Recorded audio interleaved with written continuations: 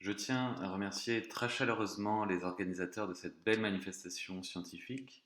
Mon intervention a pour titre Le corps et l'expérience esthétique.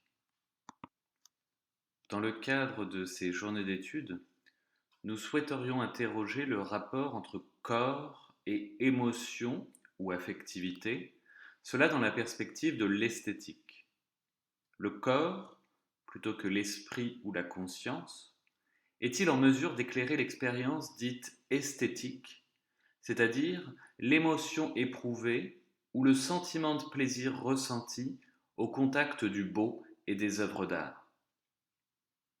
Remarquons-le d'emblée, une telle interrogation n'a de portée que dans un certain contexte théorique, celui précisément où il fait sens de parler de corps et d'esprit, ou de conscience, c'est-à-dire le contexte du dualisme métaphysique et des ontologies matérialistes et vitalistes, ou spiritualistes.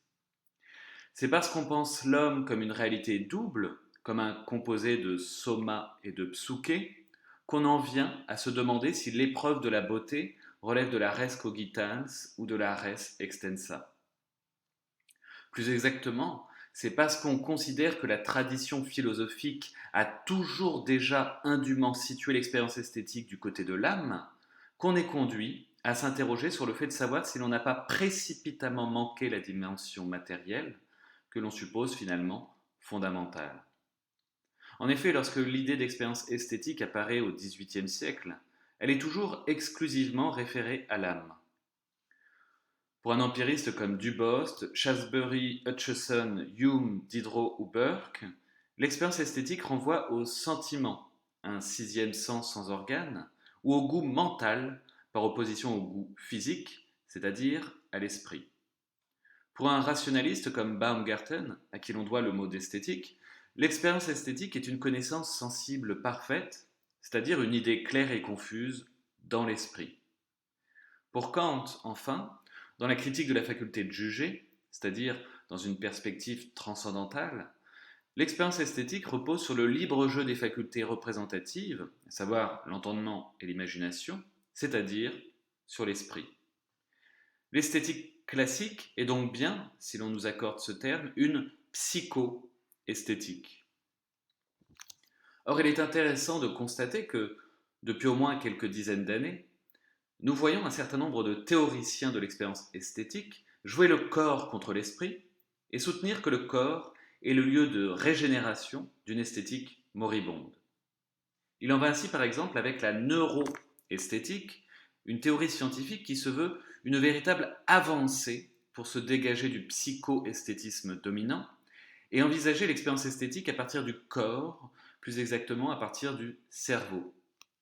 Cette sous-discipline des neurosciences cognitives, apparue à la fin des années 90, vise notamment, mais pas seulement, à repérer les corrélats neuronaux de l'expérience esthétique.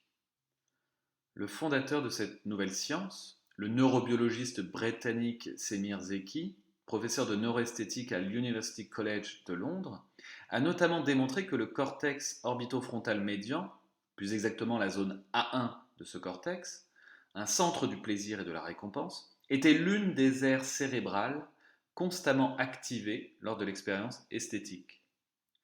On pourrait citer également la soma-esthétique, un programme philosophique défendu par le penseur américain Richard Schusterman.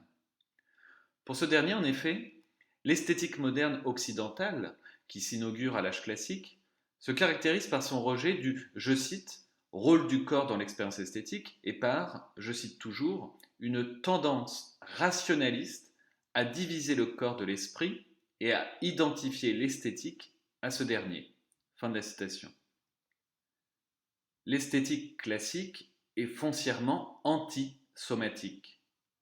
Contre la psychoesthétique, Schusterman propose une soma-esthétique respectueuse du corps et visant, je cite, à améliorer la compréhension et la culture du corps comme terrain central de perception, de performance et d'auto-expression créative. Fin de la citation. Disons-le, si la démarche ainsi exposée par Schusterman semble prometteuse, douée d'une certaine pertinence historique, Elle s'avère néanmoins inconséquente, et même doublement inconséquente.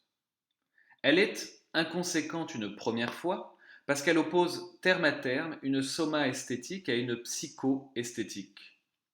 Ce faisant, elle réitère la, je cite, tendance rationaliste à diviser le corps de l'esprit, fin de la citation, tendance qui était plutôt repérée dans la tradition et pour cette raison combattue. L'adversaire est complice, l'adversaire soma esthétique est complice de la psycho-esthétique. L'un comme l'autre sépare le corps de l'esprit et réfère l'esthétique au corps ou à l'esprit. Contre toute attente, Schusterman souscrit au dualisme métaphysique au moment même où il le condamne. La perspective soma-esthétique est inconséquente une seconde fois, en ce sens qu'elle nomme corps tout autre chose qu'un corps, c'est-à-dire, je cite Schusterman, le corps matériel comme simple objet physique fait de chair et d'os. Le soma de la soma esthétique baptise, je cite, le corps vivant doué de sensations et de volonté, ce corps perceptif et intelligent avec lequel chacun appréhende le monde qui l'entoure. Fin de la citation. Schusterman emprunte le terme dualiste de corps pour qualifier une réalité moniste, à savoir le sujet vivant humain, sensible au double sens du terme, à la fois donné au sens et doué de sensibilité. Par-delà ces inconséquences, la question plus fondamentale que pose l'existence même de la neuroesthétique ou de la soma-esthétique est de savoir s'il convient de jouer le corps contre l'esprit et de demeurer ainsi dans le dualisme métaphysique pour penser l'expérience esthétique. À cette interrogation, nous répondons résolument par la négative. Bien au contraire, c'est à la condition de dépasser le dualisme métaphysique, plutôt que de le déplacer comme le fait Schusterman, que l'expérience esthétique deviendra véritablement intelligible.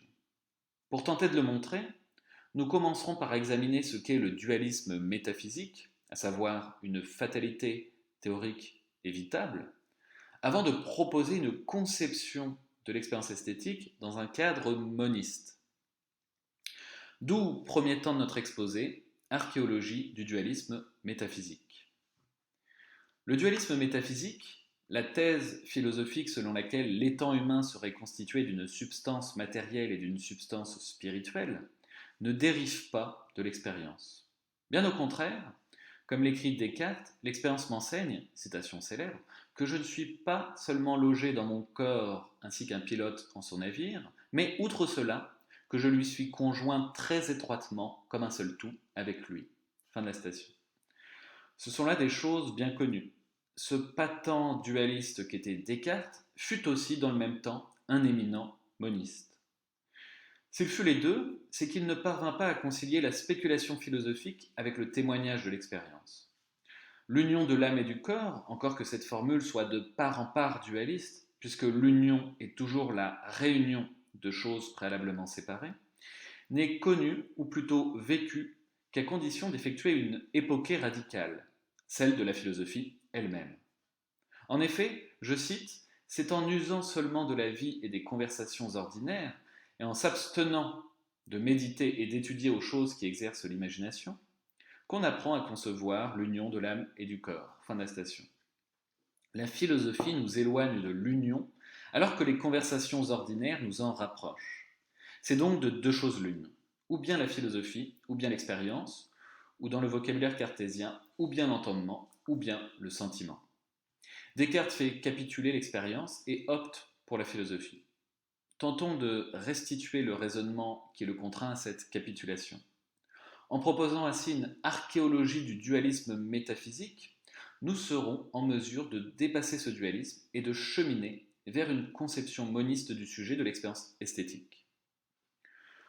Notre thèse, et je le dis en passant, cette thèse ne fait que prolonger une thèse d'abord formulée par Erwin Strauss dans le 4e chapitre de Du sens des sens, notre thèse est que le dualisme métaphysique n'est pas un point de départ, une donnée incontestable de l'expérience dont il faudrait partir et qu'il conviendrait de penser, mais une conséquence théorique ruineuse, devenue par l'effet du temps une évidence du sens commun. Aux grandes heures de l'histoire de la philosophie, un même geste s'est répété et qui a conduit comme fatalement au dualisme métaphysique. Les philosophies qui ont le plus profondément influencé notre représentation de l'homme, à savoir la philosophie platonicienne, la philosophie cartésienne et la philosophie heideggerienne, n'ont pas mené une analyse expressément anthropologique. Ils n'avaient pas en vue le sens d'être de l'homme. Platon, Descartes et Heidegger n'ont pas pensé l'homme pour lui-même, mais à partir d'une autre finalité. La connaissance du monde sensible pour Platon, la refondation de la science pour Descartes, la question du sens de l'être pour Heidegger. L'objectif de ces philosophes, c'est toujours, pour employer une formule neutre, la connaissance de la réalité. À partir de là, la question devient, qu'est-ce qui permet à l'étant qui connaît, c'est-à-dire l'homme, de parvenir à une connaissance de la réalité?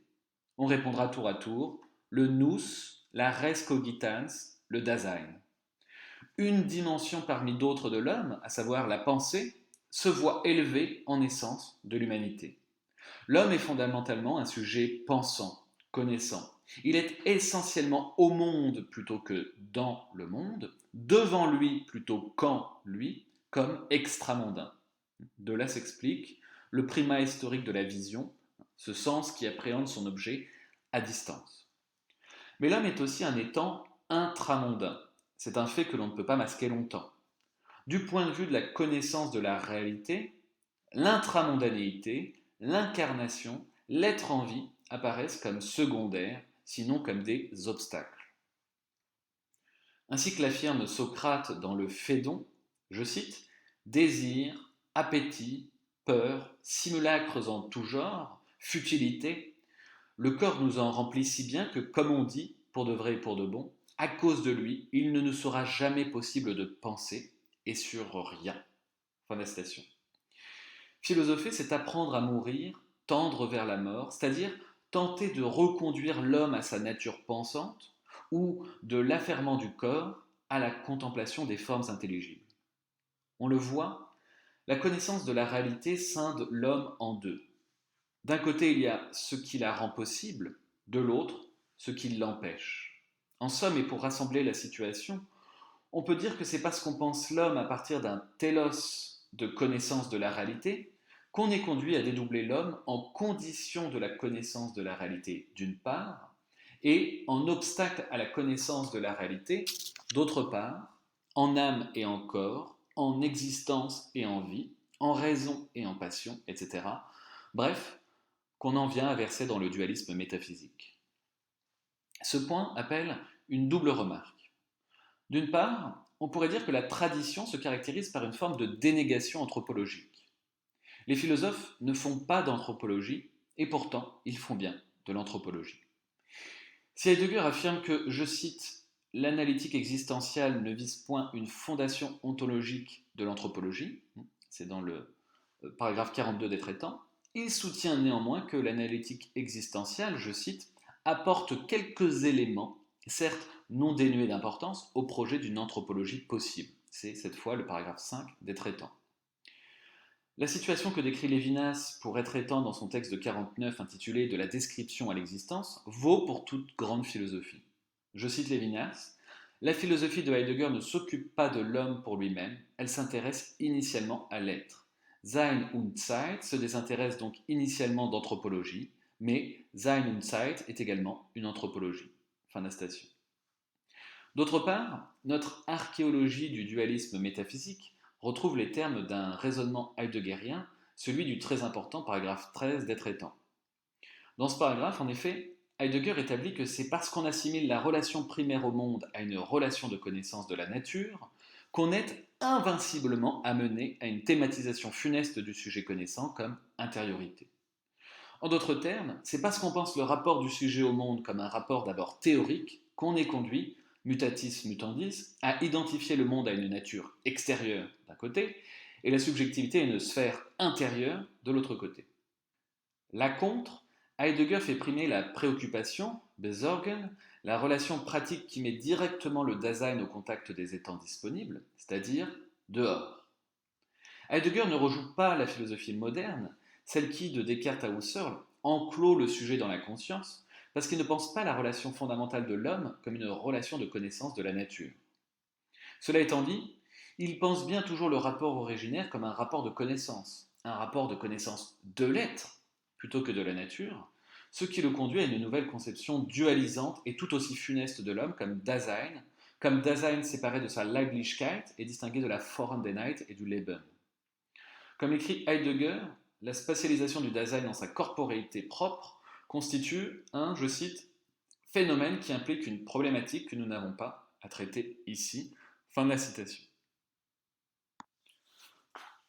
En somme, de l'assimilation de la relation primaire au monde à une relation de connaissance, fût-elle de la nature ou de l'être, à la thématisation dualiste du sujet connaissant, la conséquence est bonne, à défaut d'être heureuse. J'en viens maintenant à mon second temps, expérience esthétique et monisme. Tout porte donc à croire qu'il s'avère nécessaire de renoncer au dualisme métaphysique et de clore définitivement ce trop long chapitre de la philosophie. Si l'on veut comprendre l'expérience esthétique, il nous faut choisir la voie de l'assomption plutôt que de l'incarnation et relever le sujet corps et âme. La question, la plus difficile en réalité, devient celle du point de départ adéquat de l'interrogation. S'il ne convient pas de débuter par le corps ou par l'esprit, ni par leur cohabitation, d'où faut-il partir? On répondra à cette interrogation en phénoménologue moniste. D'une certaine façon, la tradition moniste de la phénoménologie peut se comprendre comme la recherche du point de départ théorique qui sera en mesure d'appréhender l'homme sans rapatrier le dualisme fatal issu du cartésianisme. Le phénoménologue, qu'il soit moniste ou dualiste, débute son questionnement par la corrélation de l'homme et du monde, ce qui le conduit à tenir ensemble deux affirmations. La première est que le monde ne transcende pas ses apparitions comme dans le réalisme métaphysique, en quoi ces apparitions sont bien des apparitions et non des apparences. Sur ce versant mondain de la corrélation, toute la difficulté est de ne pas étayer la manifestation du monde sur la subjectivité transcendantale, ce qui reviendrait à un subjectivisme et partant un maintien en place du réalisme métaphysique. Tout l'enjeu, en d'autres termes, consiste pour le phénoménologue à conquérir son titre de phénoménologue. La seconde affirmation est que l'homme est constitutivement porté sur le monde et les étangs intramondains. C'est ici qu'une ligne de partage se dessine entre phénoménologie dualiste d'un côté, phénoménologie moniste de l'autre. C'est en effet de deux choses l'une. Ou bien l'on réfère la transitivité constitutive de l'homme à l'une de ses parties ou dimensions, comme Husserl rapporte l'intentionnalité à la conscience et Heidegger l'être au monde au Dasein. Alors on verse dans la phénoménologie dualiste, car il reste à penser le corps inintentionnel, factuel plutôt que factice, inscrit dans le monde plutôt qu'en rapport avec lui. Ou bien l'on comprend l'homme, tout l'homme, à partir de la transitivité, alors on fait droit à une phénoménologie moniste. Cette seconde voie fut ouverte par Erwin Strauss lorsqu'il visait, dans Du sens, un tout autre point de départ pour penser l'homme que le partage de la conscience extramondaine et du corps intramondain qui domine la réflexion de Descartes à Pavlov. Selon nous, il revient à Renaud Barbaras d'avoir progressé le plus loin sur cette ligne de crête de la phénoménologie moniste et de n'avoir basculé ni du côté du réalisme métaphysique, ni du côté du dualisme métaphysique, en particulier dans Dynamique de la manifestation. La chose est peut-être moins vraie avec le dernier livre, L'appartenance vers une cosmologie phénoménologique. Pour des raisons déterminées, qu'il serait trop long d'exposer dans le cadre de cette communication, Renaud Barbaras est conduit à saisir le sens d'être de l'homme à deux niveaux de profondeur distincts. L'homme est d'abord ressaisi à partir du niveau phénoménologique, il est avec le monde l'un des deux termes de la corrélation intentionnelle, et son essence réside tout entière dans sa relation au monde pensée comme désir, c'est-à-dire comme visée d'une plénitude ontologique. L'homme est ensuite appréhendé à partir d'un niveau cosmologique.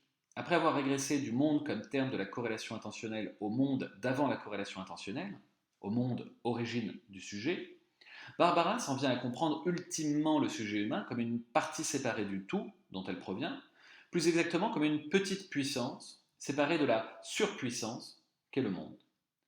Cette thématisation cosmologique ou dynamique de l'homme permet de donner au dualisme son sens véritable.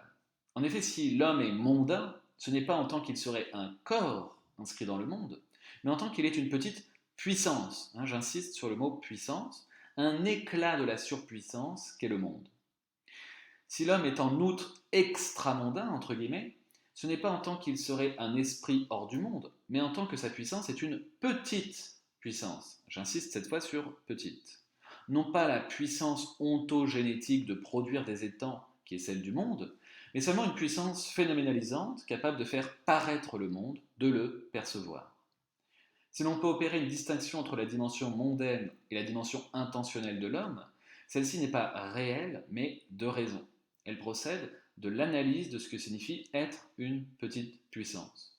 Quoi qu'il en soit, si l'homme est phénoménologiquement désir, il est cosmologiquement une petite puissance séparée de la surpuissance, et c'est parce qu'il est détaché de la surpuissance qu'il désire qu'il aspire à une complétude perdue.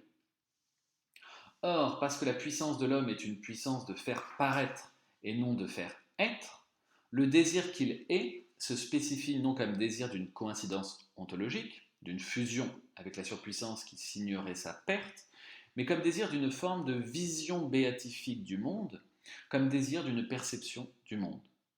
Un tel désir est irréalisable, en quoi il est bien un désir et non un besoin, puisque le monde n'est pas ce que l'on perçoit, mais cela en quoi nous percevons des étangs intramondains.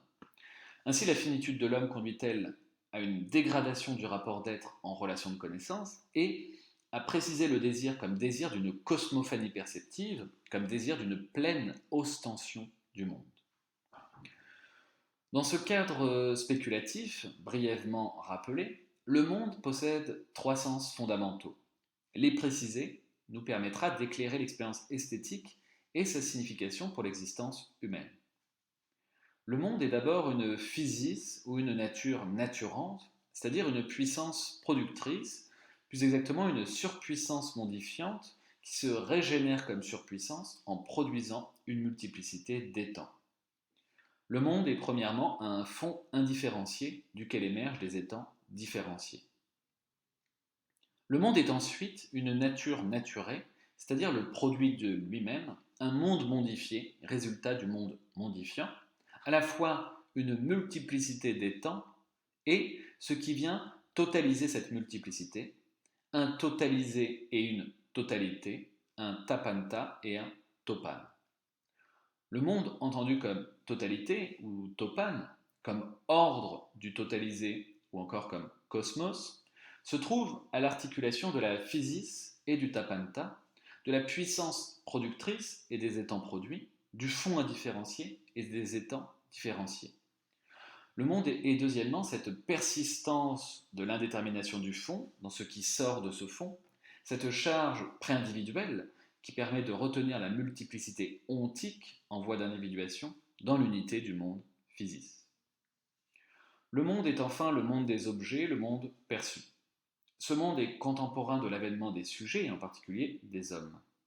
En percevant, les sujets humains détachent les étangs de leur source, en sorte que ceux-ci ne se donnent plus comme des produits de la surpuissance, mais comme des objets dotés d'un sens. C'est une table, c'est un pommier en fleurs dans un jardin, c'est un arbre qui flambe. Le cosmos change alors de visage, il n'est plus l'articulation de la physis et du tapanta, mais le fond de la perception, la scène de la manifestation. Le monde est troisièmement cette profondeur spatio-temporelle en laquelle nous percevons et que nous cherchons, par impossible, à percevoir. Il convient de noter, pour conclure ce point, qu'il n'y a pas trois mondes, mais plutôt trois couches, métaphysiques plutôt que stratigraphiques, d'un seul et unique monde. C'est une même réalité qui peut se laisser approcher comme surpuissance, comme totalité d'un totalisé et comme monde objectif. Chacune de ces trois couches mondaines s'atteste phénoménologiquement, chacune se donne à l'homme en tant que celui-ci est indissolublement un sujet sentant et un sujet percevant, une petite puissance, insistant sur puissance, capable de sentir la surpuissance dont elle procède, et une petite puissance, insistant sur petite, à la recherche d'une présence perceptive du monde. L'homme se rapporte au monde des objets en tant qu'il perçoit, et il perçoit des objets et non le monde, en quoi son désir de pleine présence du monde est à jamais insatisfait. L'homme se rapporte au monde comme totalité et comme surpuissance en tant qu'il sent. Plus exactement, il se relie au monde totalité en tant qu'il pressent et au monde comme surpuissance en tant qu'il ressent. Précisons que cette distinction au sein du sentiment entre pressentiment et ressentiment constitue une proposition personnelle que nous avons avancée dans notre livre L'art et le monde. Ce pressentiment du cosmos et ce ressentiment de la physis, qui ne sont que les deux faces d'une unique expérience, s'actualisent dans des sentiments spécifiques comme le sentiment amoureux ou le sentiment esthétique. Dans l'amour, en effet, il y va de notre rapport au monde. Comme l'écrit le poète Eugène Guivic, je cite, si la femme aimée est sacrée, c'est que l'on a à travers elle des rapports avec le cosmos. Fin de la citation. De la même façon, il y va dans l'expérience esthétique, dans l'épreuve de la beauté et de l'art, d'une parition du monde, d'une cosmophanie. Si l'œuvre d'art est belle, c'est que l'on a à travers elle des rapports avec le cosmos, faudrait-il dire. L'expérience esthétique est d'une part ressentiment de la physis. Lorsque nous sentons une belle chose, nous éprouvons une satisfaction. L'esthétique classique, la psycho-esthétique, réfère cette satisfaction à notre esprit, et par exemple Kant, au libre jeu de nos facultés représentatives. Dans le cadre théorique qui est le nôtre, le plaisir esthétique ne renvoie pas à l'esprit, ni au corps, mais à l'homme entendu comme éclat de la surpuissance. Il procède de la rencontre, dans l'expérience esthétique, de la petite puissance avec la surpuissance, rencontre singulière, puisque les termes qui se rencontrent ne se font pas face, mais au contraire en viennent comme à coïncider l'un l'autre, fût-ce partiellement. Pour un temps, la petite puissance se sent rejoindre la surpuissance, elle éprouve comme un dépassement de sa finitude, un empuissantement. Ce versant de l'expérience esthétique est le versant du sublime. S'il y a bien dans le sublime quelque chose comme une dévastation et un foudroiement de l'homme en même temps qu'une bienheureuse et soudaine salvation, c'est en ce sens que la petite puissance qui fait l'expérience sublime de la physis se perd dans la surpuissance sans véritablement se perdre, fusionne sans mourir. L'expérience esthétique est d'autre part pressentiment du cosmos. Dans l'expérience esthétique, la perception se voit comme naturellement neutralisée, en quoi l'on peut suivre Dufresne qui parle de l'expérience esthétique comme accomplissant une réduction phénoménologique. L'expérience esthétique suspend le monde objectif, moment épocal, et nous reconduit vers le phénomène, moment réductif, dont Dufresne dit qu'il, je cite, n'est rien d'autre que le sensible dans sa gloire. Fin de la citation. En effet, dans l'expérience esthétique, l'étang apparaît comme sensible ou senti et non plus comme perçu. Il cesse de se dépasser vers son sens. Plus exactement encore, l'étang senti se donne comme la partie d'une totalité plus vaste que lui-même. Par l'intermédiaire du sensible, appréhendé comme tel dans le sentiment esthétique, l'homme en vient à se rapporter à ce monde totalité que nous avons identifié comme étant à la jonction de la physis et du tapanta. Mais il ne s'y rapporte que dans une certaine mesure. En effet, ce ne sont pas toutes les choses qui se prêtent au sentir, mais seulement les choses belles. Et c'est la raison pour laquelle cette totalité qui se laisse entrevoir n'est pas celle unique du monde.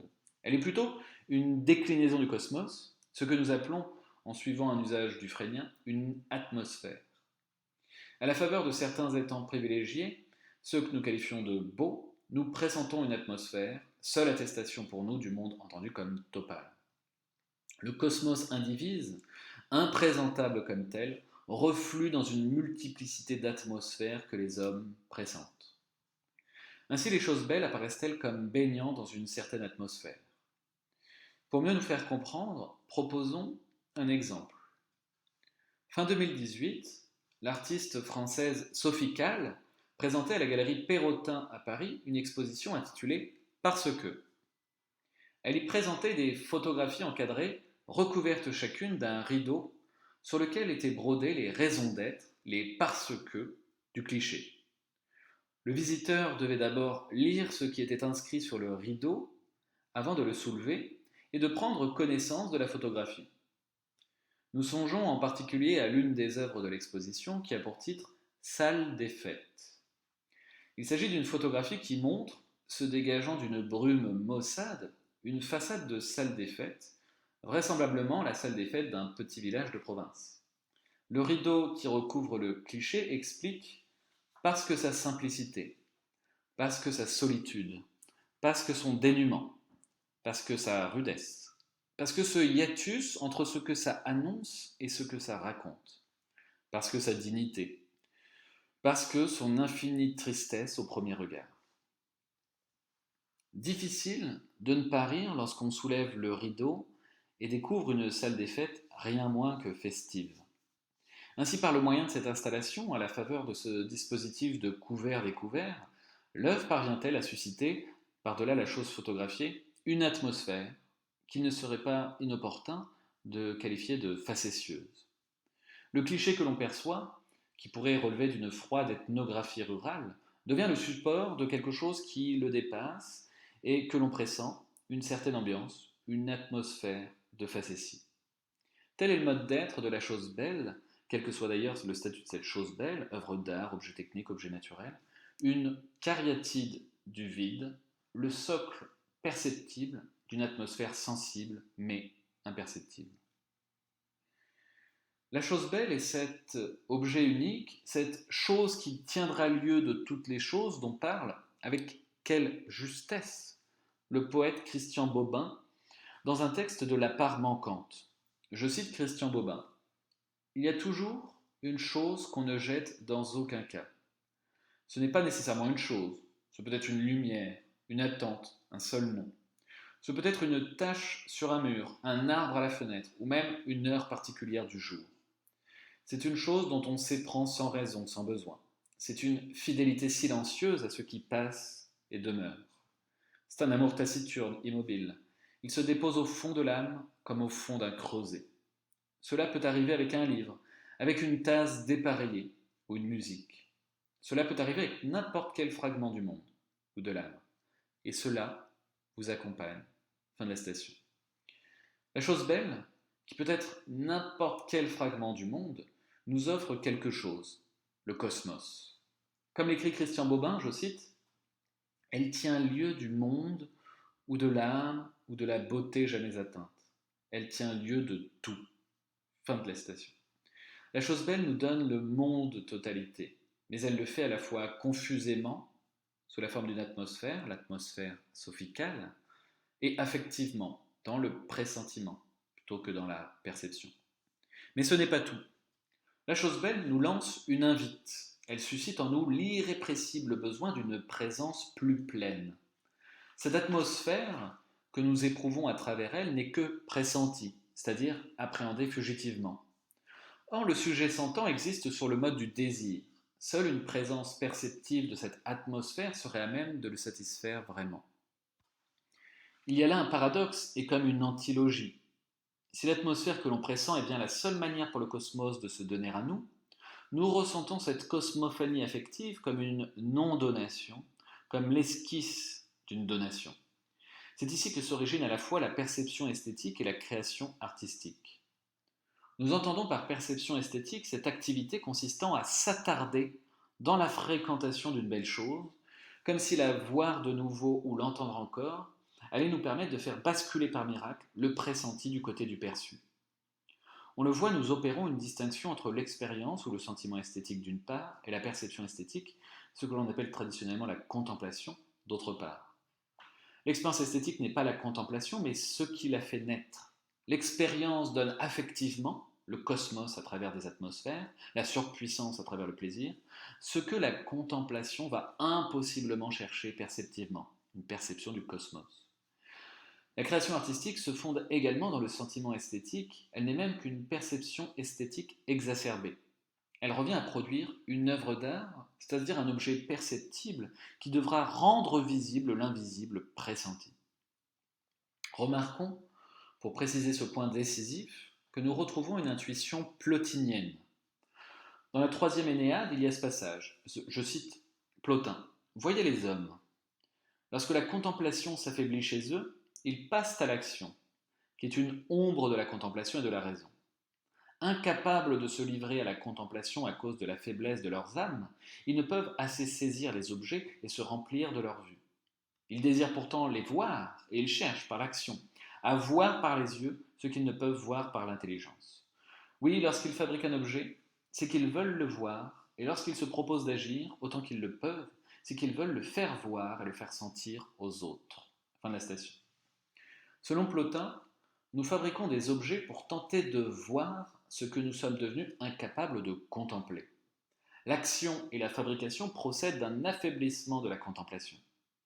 Si l'on revient maintenant à notre cadre théorique, l'on dira que la perception esthétique et la création artistique découlent d'un affaiblissement de la perception. Nous créons des œuvres d'art pour essayer de percevoir ces atmosphères que nous ne faisons que pressentir.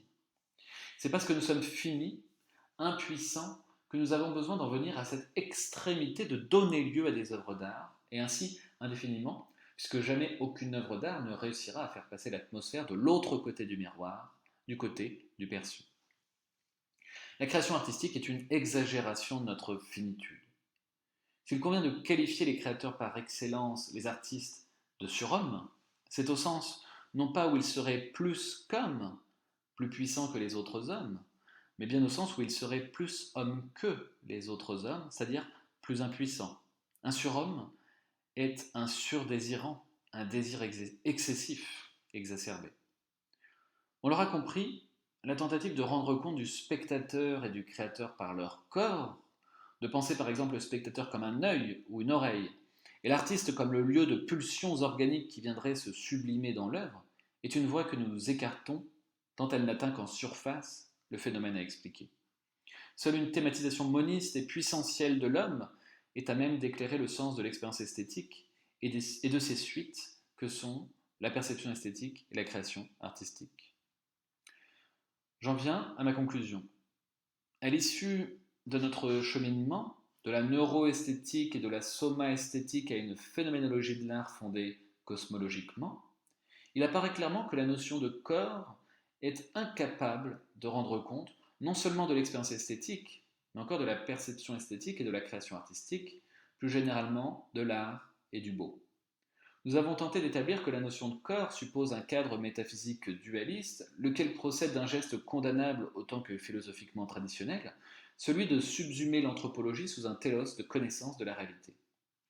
Penser l'expérience esthétique exige de renouveler l'anthropologie philosophique et de la fonder selon un tout autre point de départ, dans une cosmologie phénoménologique, laquelle aboutit à une conception dynamique plutôt que dualiste de l'homme comme petite puissance.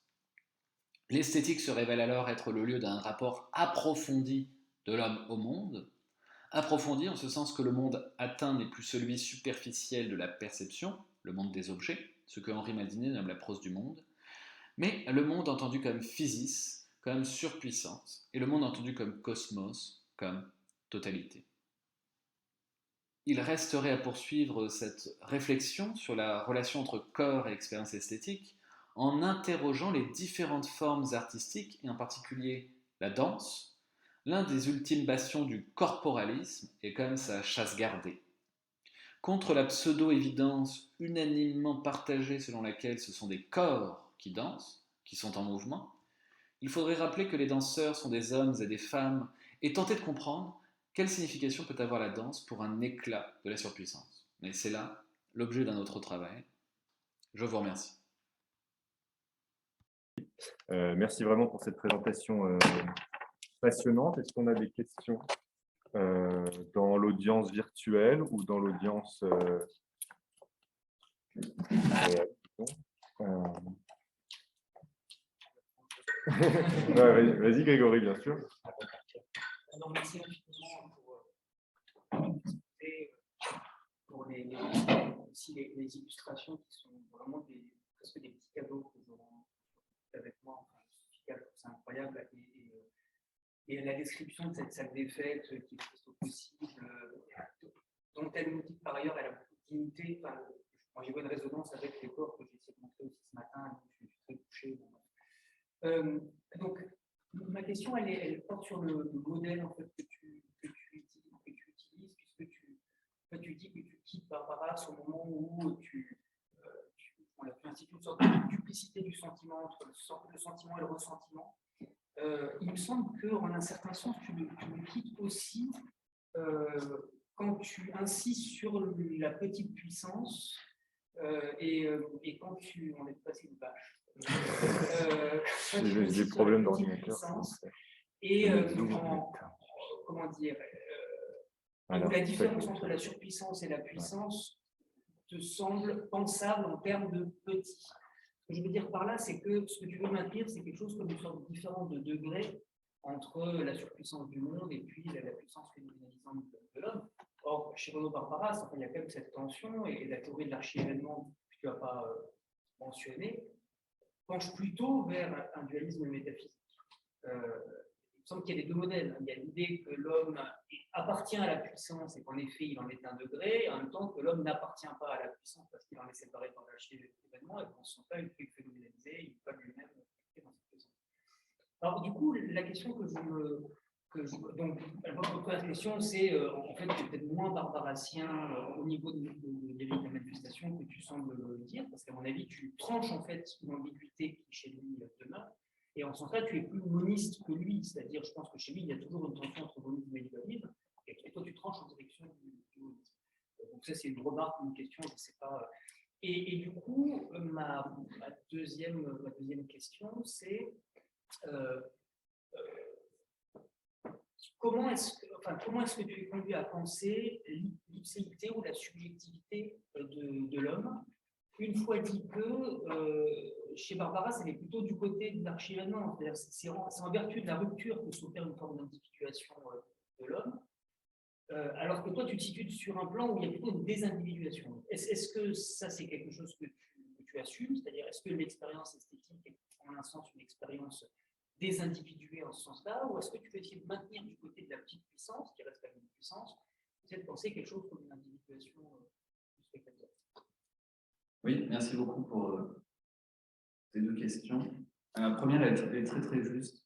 Je m'en étais pas rendu compte quand j'ai écrit mon texte, mais c'était il y a très longtemps, et là j'en ai créé un autre sur l'appartenance. Je me suis en effet aperçu que j'étais plus moniste que Barbaras, enfin, que le Barbaras en tout cas de dynamique de la manifestation, qui en effet me semble ne se situer ni dans le monisme ni dans le dualisme, mais il y a une sorte de tension entre les deux. C'est-à-dire que la petite puissance, c'est le monde, enfin, c'est une partie du monde qui, en se finitisant, devient complètement autre chose que le monde.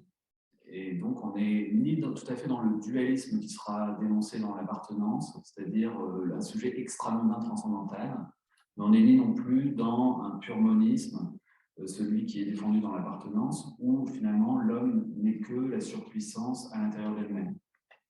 Donc, en effet, je suis tout à fait d'accord, je suis plus moniste que le Barbaras de dynamique de la manifestation, qui, à mon avis, dessine une voie qui est à mi-chemin du monisme et du dualisme, alors qu'il tranche clairement du côté de l'harmonisme, que moi je n'arrive même plus à suivre dans l'appartenance, parce qu'il verse dans ce que j'ai appelé par ailleurs la cosmothéologie, mais bon, je ne rentre pas dans ce détail-là.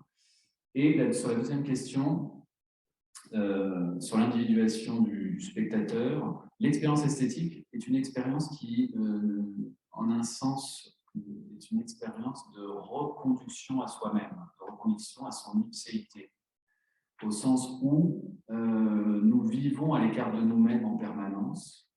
Et ce qui nous écarte de nous-mêmes, c'est par exemple l'industrie culturelle, c'est les blockbusters, les séries mainstream, etc., le TF1.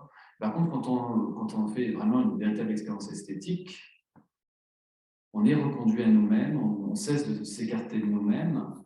Pourquoi?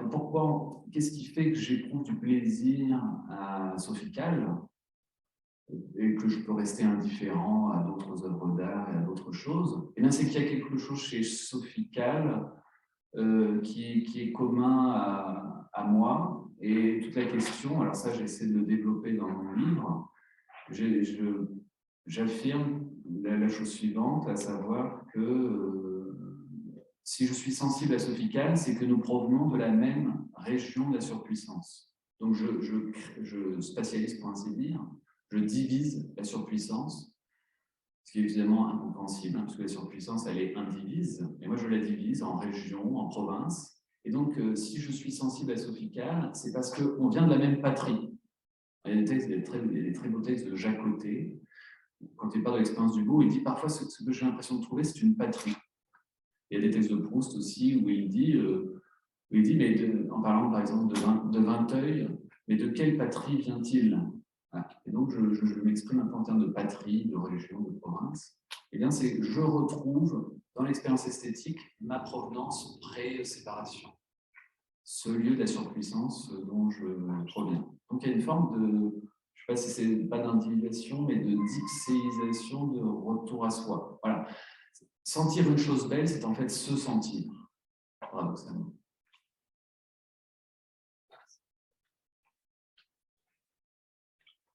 que vous avez d'autres questions? Pour rebondir sur ce que je viens de dire, en fait, s'il y a quelque chose que j'entaille, en fait, sur l'entaille, en fait,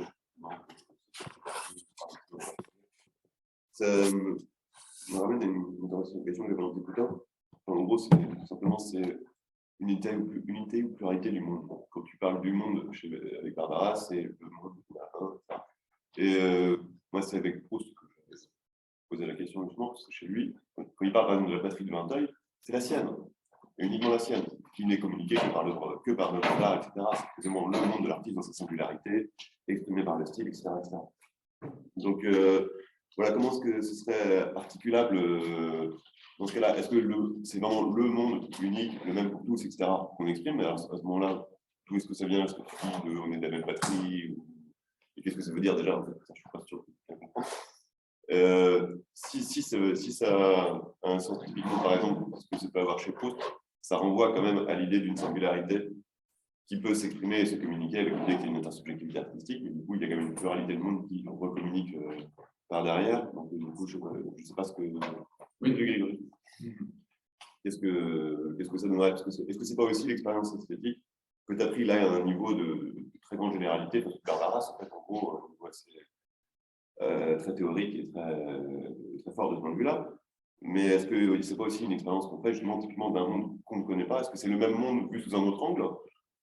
Avec ce que tu disais, par exemple, l'atmosphère, le truc qu'on n'avait pas vu venir avec la salle des fêtes, etc. Ou est-ce que c'est pas carrément un autre monde, par exemple un autre monde social qu'on peut découvrir, une autre sensibilité, une façon de percevoir les choses qu'on n'envisage pas, configure un autre monde. En gros, la question porte vraiment sur le concept de monde, là, en l'occurrence. Oui, donc moi j'évite de m'exprimer en termes de pluralité des mondes, c'est pour ça que j'utilise le mot atmosphère, pour ne pas mettre un S à monde. Les atmosphères, c'est le monde entendu comme totalité, mais qui se subdivise en plusieurs sous-mondes. Pour ne pas dire sous-mondes, je vais mettre atmosphère. Du coup, ce n'est pas des points de vue sur le même monde, c'est des morceaux du monde, en fait. Des parties, des régions, des zones, des endroits. Ben, c'est ce que j'appelle l'atmosphère. Par exemple, le fait que avec l'œuvre de Sophie Calle, on présente quelque chose comme de la facétie, comme quelque chose qui se dégage de cette œuvre comme provenant de la facétie, cette atmosphère facétieuse. Si on y est sensible, et c'est ce qu'on va rechercher, la présence de cette œuvre, on va la revoir,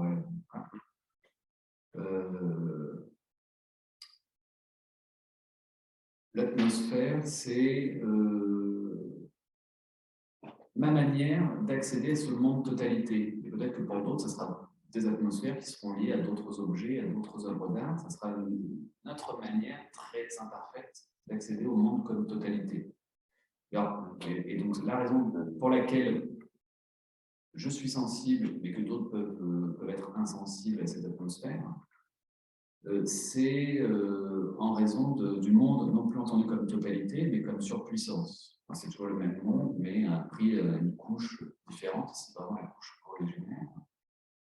Et mon idée, c'est que nous venons tous de cette surpuissance. Bon, c'est mon idée, c'est l'idée de Barbara, ça, nous venons tous de cette surpuissance. Mais moi, ce que j'ajoute, c'est qu'on ne vient pas tous du même endroit de cette surpuissance. Et donc, si je suis sensible à Sophie Calle, c'est que je viens de la même patrie qu'elle, de la même région de la surpuissance qu'elle. Voilà, c'est ça qui est finalement c'est ce qui me permet d'expliquer à un niveau de profondeur improbable la théorie les différences, la diversité des goûts. Qu'est-ce qui fait qu'on a des goûts différents? Et ben, je refuse l'explication purement sociale et culturelle, et je l'explique pour des raisons ontologiques. On n'est pas sensible aux mêmes choses parce qu'on ne vient pas des mêmes endroits ontologiquement. C'est voilà, le goût a une raison d'être régionale, mais régionale au sens de région ontologique. Voilà. Ce que tu dis, alors il y avait une autre question qui était est-ce que par exemple là, via Sophie Calle, via cette œuvre de Sophie Calle, j'accède à un autre monde? Non, au contraire, j'accède au seul monde qui soit, mais par une porte d'entrée qui m'est propre en raison du lieu de ma provenance. Mais ce que tu dis, ça ressemble plus à du Michael Dufresne, par exemple. Pour Michael Dufresne, on accède à d'autres mondes et les œuvres d'art sont le lieu d'une intimité singulière, hein, c'est le lieu d'une intimité privilégiée avec le monde d'autrui. Ah, mais pour moi, il n'y a pas de monde d'autrui. C'est pas Sophie Calle qui met son monde dans l'œuvre d'art. Et moi, quand je contemple une œuvre d'art de Sophie Calle, j'accède à son monde. C'est Sophie Calle qui cherche à atteindre le monde en créant l'œuvre d'art. Et en cherchant, elle met son atmosphère dedans. Juste rebondir Oui, là-dessus. Parce que là, en l'occurrence, c'est une artiste contemporaine, en fait. Oui. Mais si on prend par exemple la tragédie grecque, Oui. ou une œuvre d'art d'une autre culture, ou surtout d'une autre époque, par exemple, je pense par exemple au grec, pour le coup, d'un monde qui n'existe plus. Oui. Est-ce que c'est le même type on dirait la même chose? Oui, bien sûr. C'est encore un bout du monde, en fait, sauf que, parce Exact. que là, on est Oui. plus sur le truc qui serait. Oui, c'est exactement. C'est-à-dire que là, on a de la chance, c'est une artiste contemporaine vivante, donc on a. Mais parfois, notre expérience esthétique, elle est suspendue à des ruines, à des vestiges. Ça dépend des uns et des autres, mais en effet, on est sensible à des atmosphères, et ces atmosphères sont plus ou moins accessibles dans les œuvres d'art. Ah oui, c'est la chose importante, j'ai pris Sophie Calle, je ne l'ai pas prise par hasard, je l'ai prise pour deux raisons. C'est qu'en phénoménologie, on parle peu d'art contemporain et peu de femmes. Voilà, bam, les deux dans le coup. Bien joué. Si je peux me permettre une petite question, tu veux y aller? C'est une question très simple, d'ailleurs, c'est en lien avec Aurélien, parce que tu as parlé de l'œuvre d'art, de la beauté comme une forme de totalisation du monde. Comment on compare le phénomène de la beauté et celui de l'amour, puisqu'on a aussi dans le phénomène amoureux, si on suit les lignes d'analyse d'Aurélien, aussi une centration du monde dans l'être aimé. Et comment, du coup, on différencie ces deux phénomènes? Parce que, en fait, je pense que phénoménologiquement, c'est assez indéniable dans les deux cas qu'on a cette parution du monde en tant que tel, de cette cosmophonie, comme tu as très bien dit. Et du coup, comment on peut les séparer? Est-ce qu'il y a différents types de cosmophonie? Oui, merci beaucoup pour ta question. Alors là, je vais dire des choses qui sont encore, que je vais encore travailler. Mais je dirais que le point de départ est le même, hein, c'est-à-dire que il y va d'un rapport au monde que l'on peut subdiviser en pressentiment et en ressentiment dans l'amour. Donc, il y a vraiment une grande proximité entre l'être beau et l'être aimable, qui fait qu'on peut dire d'une œuvre d'art qu'elle est aimable et d'une personne aimable qu'elle est belle. Donc là, il y a une sorte d'empiètement. Mais après, ce qui les distingue, deux choses les distinguent fondamentalement, ce qui distingue l'expérience esthétique et l'expérience amoureuse. La première chose, c'est la suite de ces expériences.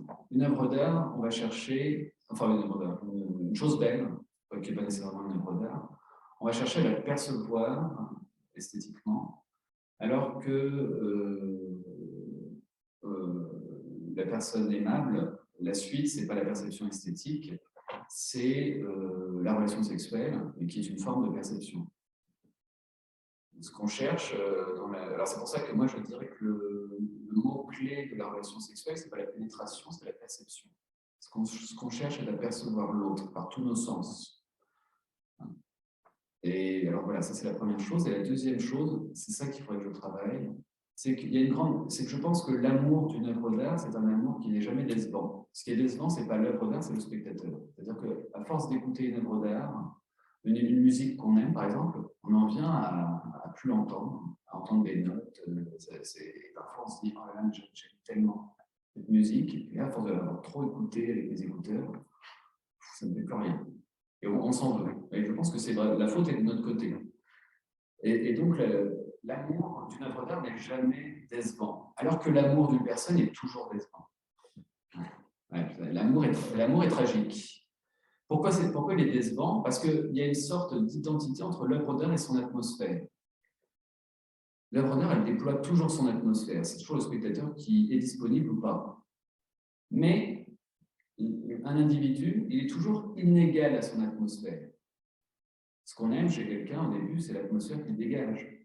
Mais petit à petit, comme le dit très bien Barthes dans les fragments d'un discours amoureux, il y a le petit point, je ne sais plus quelle est l'expression, mais la personne on finit par voir ses défauts et la personne finit par être inégale à son atmosphère. Et arrive le jour où l'atmosphère a complètement reflué et autrui ne dégage plus rien pour nous. C'est là que l'amour vient. C'est là qu'on se sépare. Enfin, voilà. Pour moi, c'est ça la grande différence. C'est qu'une œuvre d'art, c'est un amour éternel. On peut se marier avec une œuvre d'art. Vraiment, il y a vraiment une promesse d'éternité. Alors qu'une personne, au contraire, c'est voué à en finir. Je ne dis pas ça maintenant.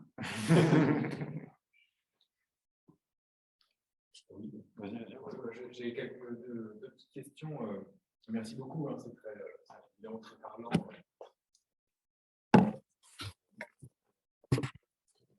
Théorie de la peinture.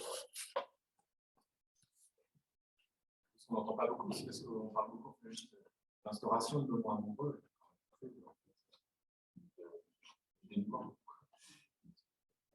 Non, mais alors, pour revenir plus exactement sur tes propos, je me demandais comment toi tu te rapportes à Barbara sur ce plan-là aussi, sur le plan aussi tout simplement donc, du corps, parce que donc, tu rappelles bien quand même que on peut envisager le sujet comme une petite puissance et une puissance phénoménalisante qui fait apparaître, et tu le dis aussi au départ,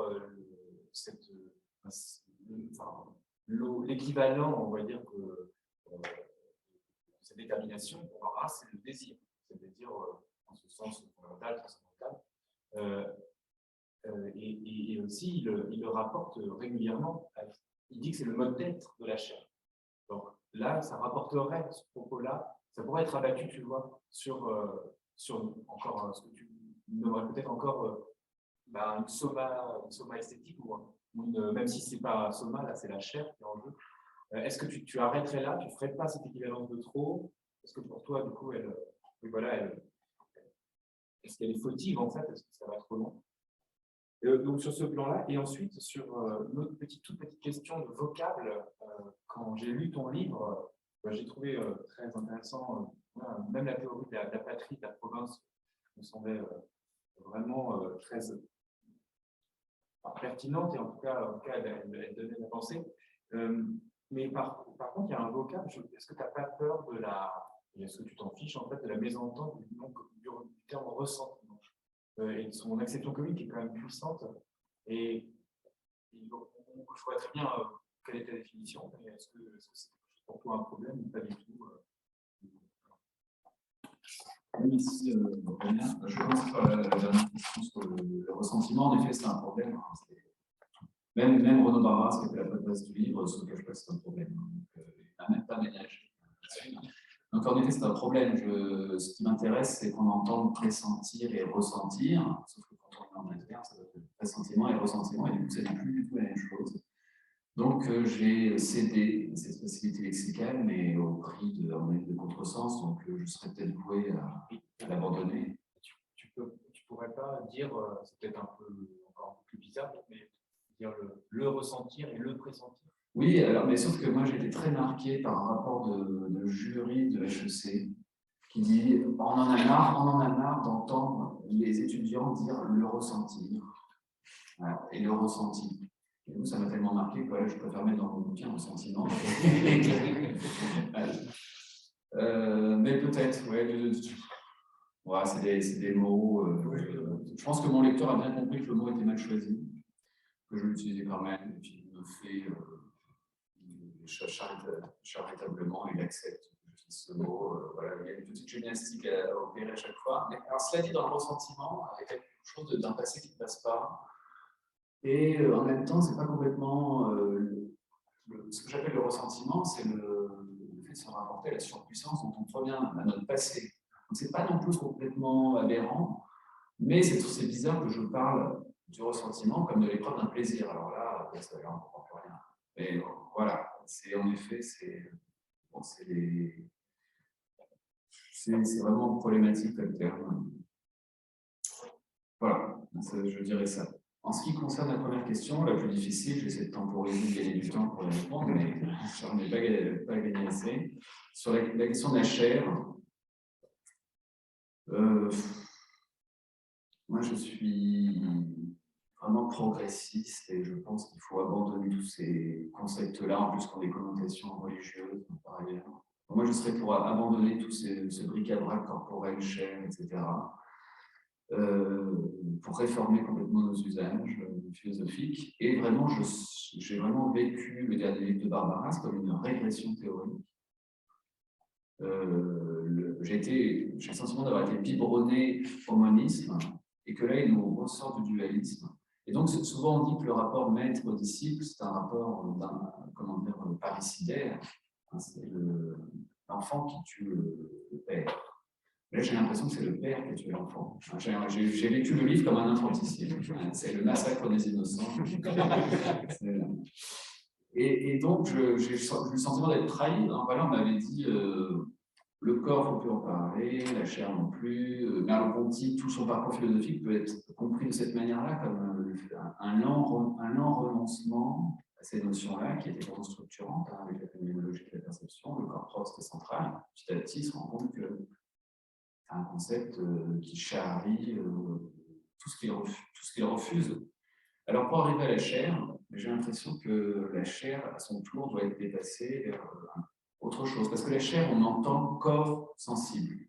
On entend un peu corps propre, c'est-à-dire une formule de compromis du dualisme. On essaie de lier les deux. Moi, ça ne me satisfait toujours pas. C'est ce que dirait un dualiste dans une soirée mondaine moniste pour pas vexer les sensibilités, mais ça reste un dualiste qui dit ça. Voilà.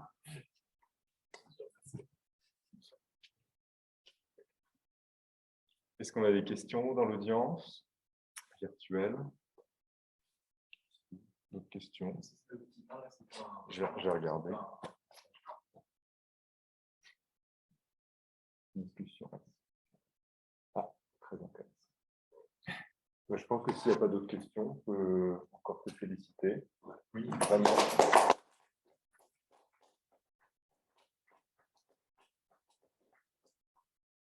Tu veux dire un mot de conclusion, Roland, peut-être? Oui, déjà, je remercie les gens qui se sont déplacés pendant ces 2 jours. À distance de votre participation aussi. Comme ça, en fait, on a bien fait de faire en hybride. On a dit qu'on était quand même suivi un minimum. C'est sûr. Au moins aussi. Évidemment, on était plus nombreux à distance, je pense. Donc, voilà, merci beaucoup. Je remercie évidemment chaleureusement tous les intervenants des 2 journées. En fait, c'était, moi je ne sais pas ce que tu en penses, Alexis, mais c'était très vraiment varié comme on s'y attendait, mais avec des supports en plus très différents. C'était vraiment très beau avec et puis des manières de faire la phénoménologie dans des conceptualités différentes, dans des paysages très variés. Vraiment, encore une fois, moi j'ai été très repu, on va dire, de ce point de vue-là. Donc, voilà, c'était un grand plaisir d'y assister. Je peux que être d'accord avec Aurélien. Je rajoute peut-être que j'ai vraiment aimé aussi le fait qu'il y ait des résonances entre les différents exposés. Et justement, malgré les conceptualités et les méthodologies différentes, on arrive quand même à se parler. Et je trouve que c'est ce qui fait tout l'intérêt d'un champ de recherche qui est fructueux. Donc, merci encore à toutes et tous. Merci aux organisateurs. Je pense que je vais quitter le Zoom. Je veux remercier les personnes qui sont en ligne. Je vous dis à bientôt. Au plaisir de vous revoir en présence ou à distance à nouveau lors des prochains événements organisés par l'ERIAC ou ailleurs. Merci beaucoup. Merci.